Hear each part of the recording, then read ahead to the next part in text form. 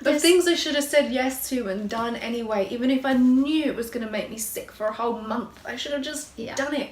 I've missed out on mad road trips up to Scotland on a whim because I panicked about, what if I get there and I get sick? I can't do it, I won't do it. Because there are other times we've said yes and we've gone ahead and done it and it's gone completely wrong. Yeah. And you've ended up in hospital and you've ruined it for everybody else because you've messed it up for everyone else by being sick. And so it's like this constant fight in your head to be like, well, what's the right thing here? Is it the right thing for my health or my mental health? Yeah, exactly.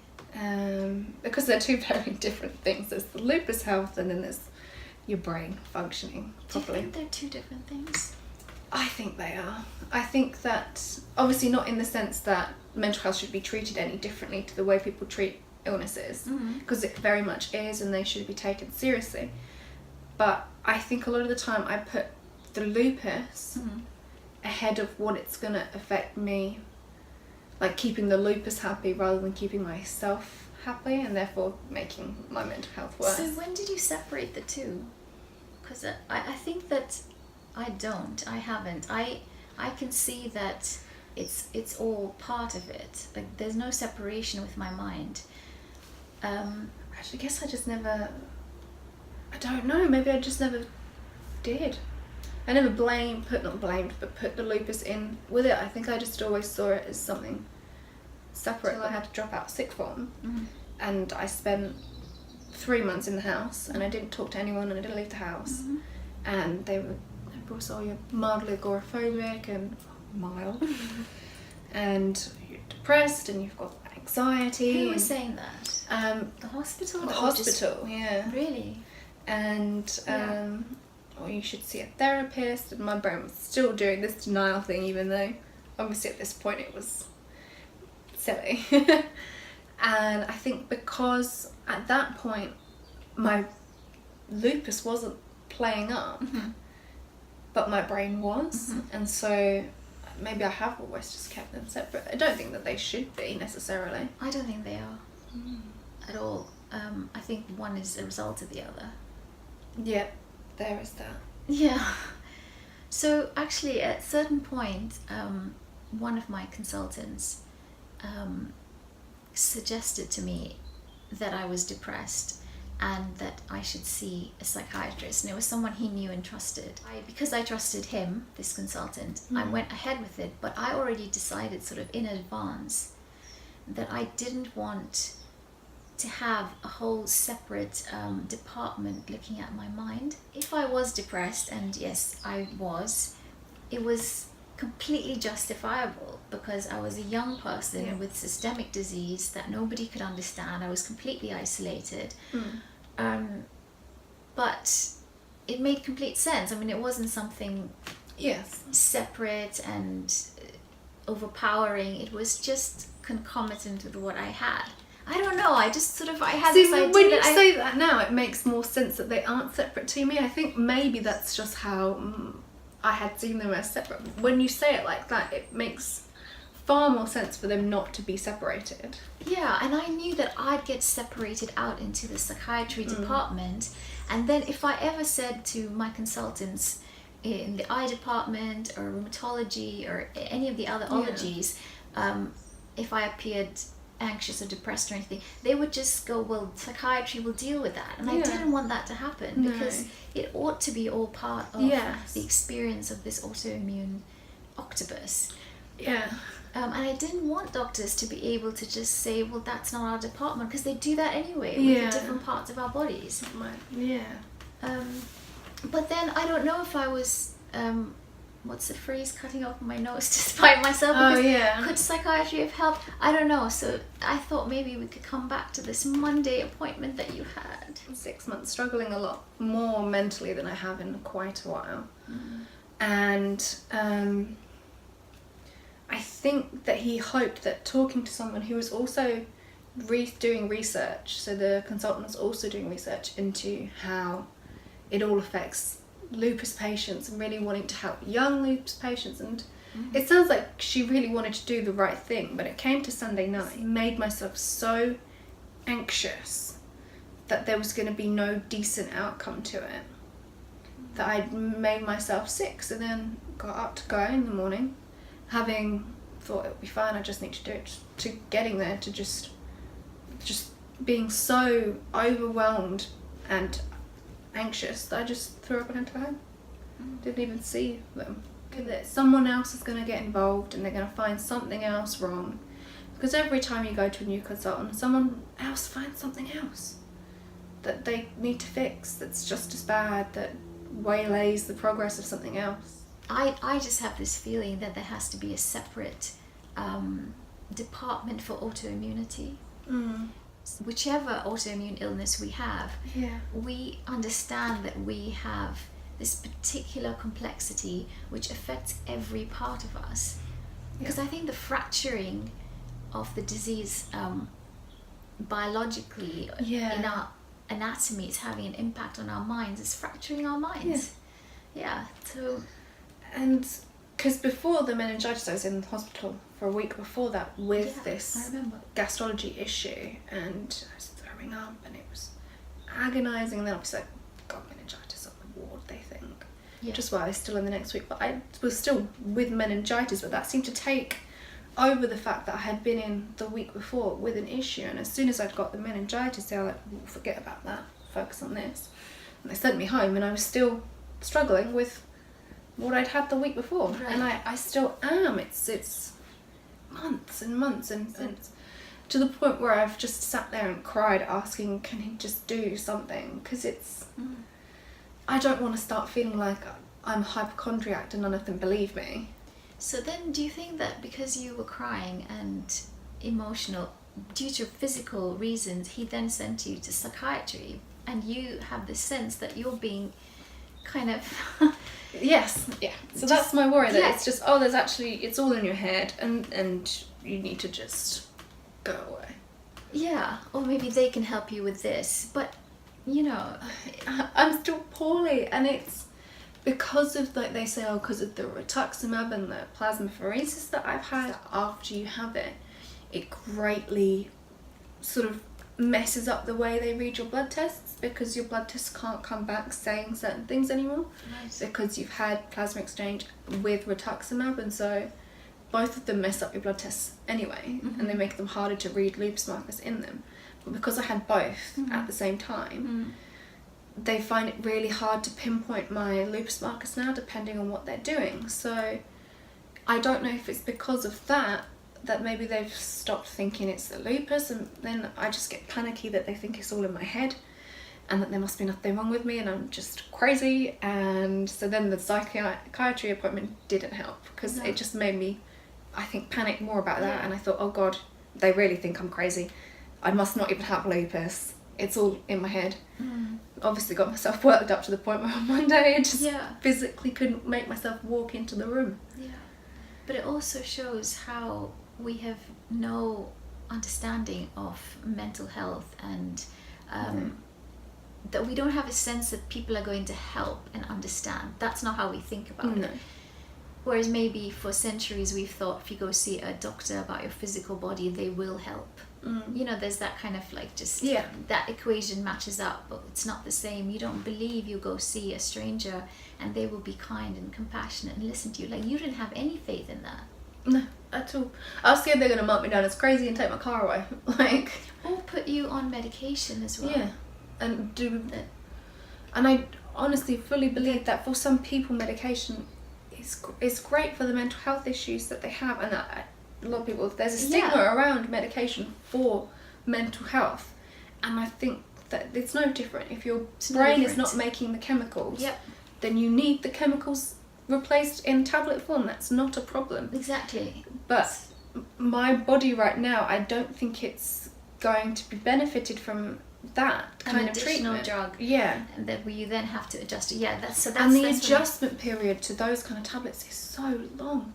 And they always say, because I've been on amitriptyline and I've been on that, and they're like, it takes, you know, it gets a lot worse before it gets better. And I used to have nightmares and hallucinations. Awful.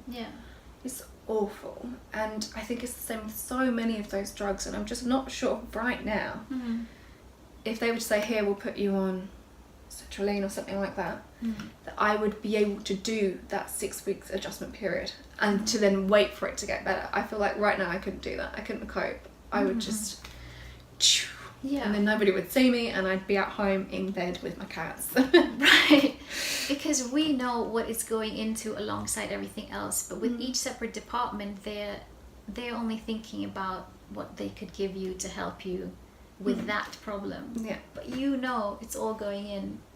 It's absolutely one person, Yeah, one body. The one body. It's not 10 bodies to 10 departments. Yeah. It's singular. It's just one here. Yeah, so alongside all of this though, obviously, you aren't going under. Even though you are, but you're still always trying to find a raft to keep yourself afloat. Otherwise you wouldn't be here. You wouldn't have this kind of strength to be like even talking to me, and I would have started crying half an hour ago probably. yeah. And you still meet your friends. Like you, I don't know, I think I'm so in awe of how much effort you put into visiting your friends, keeping up with them. If they've got a birthday, you went to London. You were so ill and you still went. I know. You travel with your friends whenever you can, if you can. Yeah. I don't know, that's like, to me, people don't appreciate the courage, the shit. Like But even my friends don't appreciate it sometimes. Yeah. It is a big thing, and I know that a lot of the time I do too much. But I fully believe that because I don't have a stable job, you can apply for 87 jobs in 3 months and none of them will call you to interview because they've all seen that you've said that you can't work regular hours. Yeah. And it's the most disappointing But thing. it's discrimination is Oh, what it it is, is. but And they you know don't it, care. and there's nothing you can don't do. But care. it's the same with the academic institutions that have Boots rejected told me to yeah. my face that they wouldn't hire me because I was sick. Like, Really? That's just pure discrimination. but they don't care, and you could try and go after them, but it would make no difference. Like, it wouldn't make a difference. Yeah, and are we going to take on, More stress, or let's take Boots to court. Great.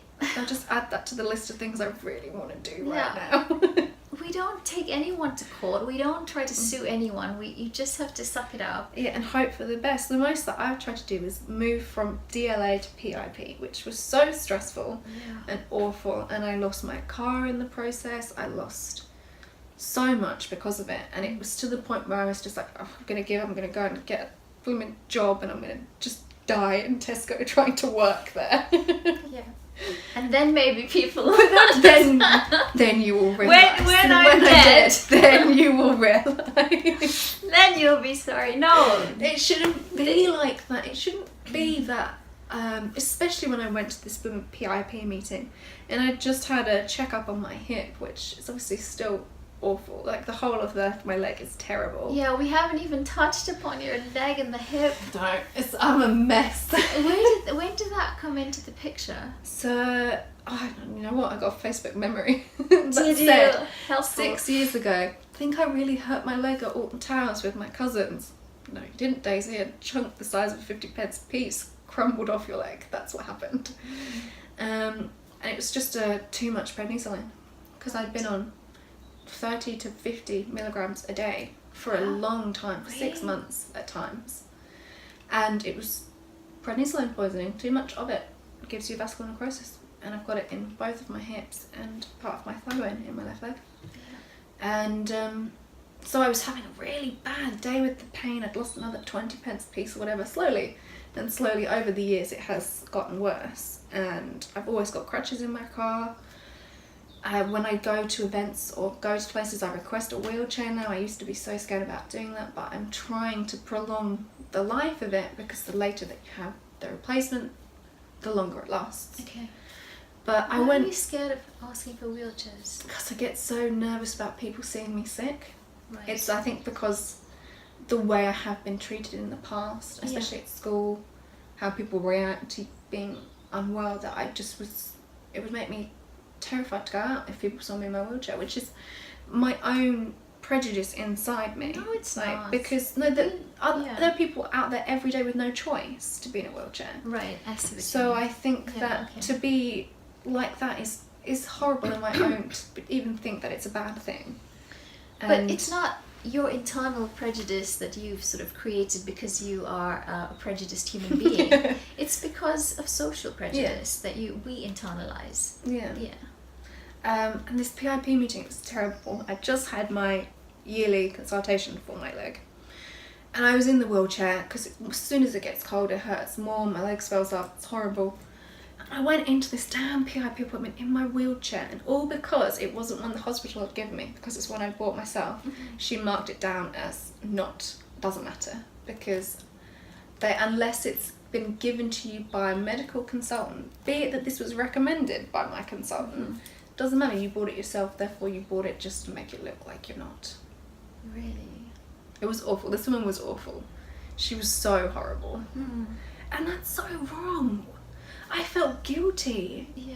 And it's just like, I shouldn't, because hold on, we both have an illness here that is a huge struggle to get through day-to-day life. We deserve help. Yeah. We can't go and work regular hours. I have tried. It went very badly wrong. I was carted out in an ambulance. Yes, it's not for lack of ended up trying. in hospital for 3 months. It's like, if I could, I would love a job. I wanted to go to uni, you know, I wanted to do architecture, I want to design houses, but I didn't get to it. So even now, drawing floor plans at home or whatever, it's not gonna get me anywhere because I don't have a degree and I don't have any work experience, bar 2 weeks in a ticketing office that went really badly wrong. You know? It's horrible, and that doesn't help any of the mental health issues, because you feel like, because of articles in newspapers and TV shows, that every single person is looking at you like you're a scrounger. Right. Or that you're a liar, or that you're just laying it on thick because you're lazy. And so it's awful, which is I think why I try so hard to go out and do things and be things. Because if people don't visibly see you do things and try things, they think that you're doing nothing. But actually, it's behind the scenes to even get to those things that you do visibly. You're working really hard to get to that point. And especially, I think, with how things have been the last 6 to 8 months, and how much I have been struggling with anxiety and depression, like going out any day of the week, it's half an hour before I leave the house where I'm like, are you actually going to go, or are we just going to go and get into bed? What? Are you actually going to go? Yeah. Should you be going? And then there's the don't cry, because you put makeup on your face, and if you cry then you might as well just go to bed because you will have ruined your makeup, and then there's no point going out. And it's like a fight to get myself to get into the car to go to the cinema. Yeah. And people don't see that. They don't acknowledge that, know that at all. It's just that, but you have all this free time, that must be amazing. I wish I could sit at home every day. Yeah. Do you know? It gets real boring real quick. Yeah, you hear that when people have been in hospital for like a day or two. And they're bored, and I'm like, Yeah. you don't know boredom. I don't even know boredom myself anymore, because you've learned to get over boredom. You have so much time that when my sister comes home from uni for a few days, she doesn't do anything. She's bored, and I'm like, What is that? what's boredom? I don't know what it is. We have to craft out every minute of the hours. You know, you're having to make everything. I don't know. Every hour is alive for us, not necessarily in a good way. No, but it is. And everything is so much. So going out, if you're going out in the evening, that means you need to make sure you eat before, so that you have the energy to do this whole thing in the evening. And people don't then click that actually making yourself dinner before even going out It's exhausting. a huge thing. And then to have to drive to said place, be bright and happy and bubbly and, oh yeah, I'm so glad I'm here, whilst you're there, which drains your energy faster than anything.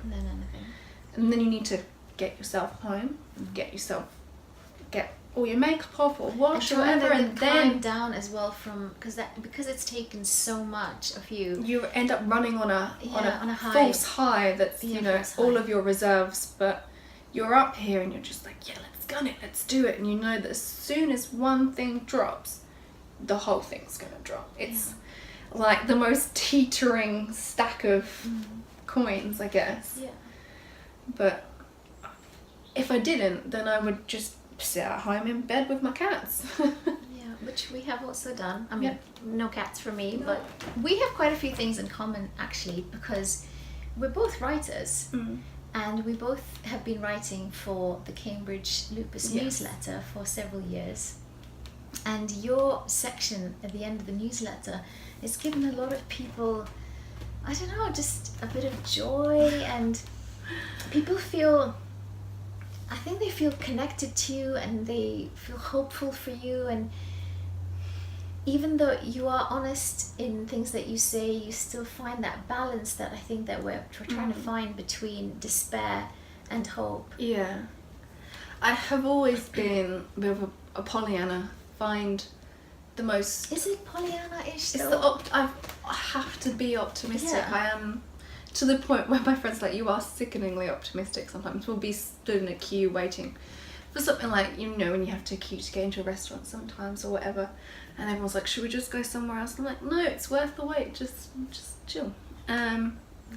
I've always felt like looking on the brighter side or finding the good in things has been the right thing, because otherwise you do slip into a pit of despair and everything's terrible. And for me anyway, and I'm not saying that being sickeningly optimistic works for everyone. But I think that we have to choose, we come to that path because at the start people expect you to be that way anyway. Yeah, because it's how it's shown everywhere. Oh, they're all just like, oh, it's fine, I'm fine. Yeah. But it's better when you get to choose to be that way, so then you're the one saying exactly the positive things rather than being and it's almost like we have to preempt someone telling us to be positive or be grateful. So it's better to... And at the same time, as long as you acknowledge as well that there are times when it is terrible and you're not going to find any bright light that's saying things are great and things will be fine in the future, and you will... Hiccups. I just had water. Oh no. That there are going to be times when things are bad and you won't think that things are going to get better, and that's okay as well, because I know even deep down when my brain is like, well, nothing's going to work here and it's all going to be terrible forever, that deep down somewhere inside it's going, it will be okay. You will find a little bit better. Or I will take those times when things are just feeling like that and I will do something creative, or I'll try and write, which is like the next newsletter that I've written starts with a lot of talk about how the last 6 months hasn't been great, but that there are things that you do when you're feeling terrible, and those negative feelings and situations can bring out creativity in other ways. And I think it's finding a balance between using it to fuel something and using it to wallow, I guess. I don't know. So for me, I thought I'd bring some of my books, okay, just to show how much you've written. This was the first one when I was 17, and then going halfway through, I was diagnosed, and then I have like books and books and books, and this is just a few of them. And this was... my gosh. This is incredible. Yeah. These are all containing, the poetry and the journal, and this is my mental health in a way right here. Just all these gorgeous different books. And every single one of them is different, and sometimes I'd stick, something on the front and stick pictures in, and, like just trying to... Creative. If I've been your somewhere. own... or if I manage to travel, so that there's just some record that there's a life here, and you have lived a life. I've lived a life. It's all here. It's proof. Nobody can ever tell you haven't. It's here. It's here. This is so lovely. For you, you have a whole other dimension to your creativity. Tell me about it. So it was 2014, and I'd made a friend online, and she said, oh, I cosplay. And cosplay is where you make costumes or recreate costumes from film or TV shows or games, and then you make them for yourself and you wear them out at conventions, or some people just make them. And it was just, she said, let's do the new Frozen costumes together because I loved Frozen and I loved the idea of being a princess. All I ever wanted to be was a princess. And I had always had a bit of a knack for sewing. I did textiles. It was my only A star. I was very, very pleased and happy with sewing. I found that I could do it and it would just be like being on another planet for me. It was a great distraction, and finding this line where it wasn't doing things like original but copying or figuring out how someone else has made something was always a challenge, and I liked that challenge, or I do still like that challenge. And so for me, I've got some bits here. It's like this crown, which is a prop, and like I handmade this out of Wow. Oh, that's beautiful. And it's for a sort of character called Mira, and I did a big group with lots of friends where we were all post-apocalyptic versions of these comic book characters, and she's Queen of Atlantis, the Queen of the Ocean. Oh, it's And gorgeous. it would just sort of fit on like this. Obviously, without a wig on, my hair is quite a bit thinner, Okay, so it doesn't fit. Yeah. So, but the tags would be to clip it in, and then. So would the wig have had braids? Or? Yeah, I can send you some pictures if you want to put them in. Definitely. You can try the crown off. Oh, okay. It can be your crown. But the thing about see, it's quite big, isn't it? The thing about cosplay is it's lots of different mediums. You have to learn to do lots of different things. So there's sewing, and I made this from scratch, and it's a bodice that went over my Frozen dress, one of my Frozen dresses. And my friend had an embroidery machine, which meant I didn't have to do this by hand. But you have to sew the whole thing, and put in a little zip. You have to learn so many different things, and with cosplay there's a lot of different angles. So there's prop making, and if I could I would have brought a big old prop, but I thought that might be a little bit too much. But you make all these little things from different materials, or there's sewing with different materials where some things wow, are look at this. What was that for? Which costume? Astrid from How to Train Your Dragon. Right, yeah. Which I loved. Some Viking vibe there. Yeah. And they're so warm, and I had to learn about faux fur and sewing that, because sewing machines. Why don't we just wear these now? I know. Wow, I can make you a pair. I've got plenty of fur still. Oh wow. Faux fur. Yes, faux fur. No real leather. No real no fur. animals were harmed in it. There's not even cats. Which I bought a plain black leather jacket for a costume from the TV show The 100. I'll just zip it up. And it was a very boring black leather jacket, and I sewed on all of this. I did all the quilting by hand. What? I painted it to make it sort of more post-apocalyptic. There's all the quilting on the back as well. My goodness. I made this leather strips and painted them with leather dye before attaching them. This whole thing's made out of rubber, attached with an old car clip. Hold on, we need to. Are you gonna put this on? Or Yeah. All right, hold on. So this was, I thought I'd bring something big. If I could, I would have brought my entire Daenerys dress, which I'm currently in love with, and is possibly my best. So are these meant to be just worn once? I try to wear them more than once, because it's hours and weeks and weeks of making a mess of let's get this on. Wow, look at this. Look at the shoulders. And it's sort of attached like that, and it's went with a nice blonde wig and some jeans and some boots. Oh, I think that's it looks amazing. lovely with the fox's dress. Hold on. But Come in closer. so like hand quilting on the back, Awesome. spray paint and weathering, and little details like this or this, and it's labour of love. You have to have patience, and it can be infuriating, and you just want to throw it across the room, which everybody does with their costumes. And you can spend 3 weeks styling a wig. I should have brought a wig. You could have seen I can't believe you didn't bring your wig. Your Daenerys the wig. Daenerys wig. Next time. Next time I will bring that. And I love it. I love figuring out how costume designers did things and then trying to make them on a much smaller budget to fit my body shape, because I don't have the same body shape as every actress on the planet. And I just love having to find a damn seatbelt like this on eBay to put on a jacket. That is amazing now. There we go.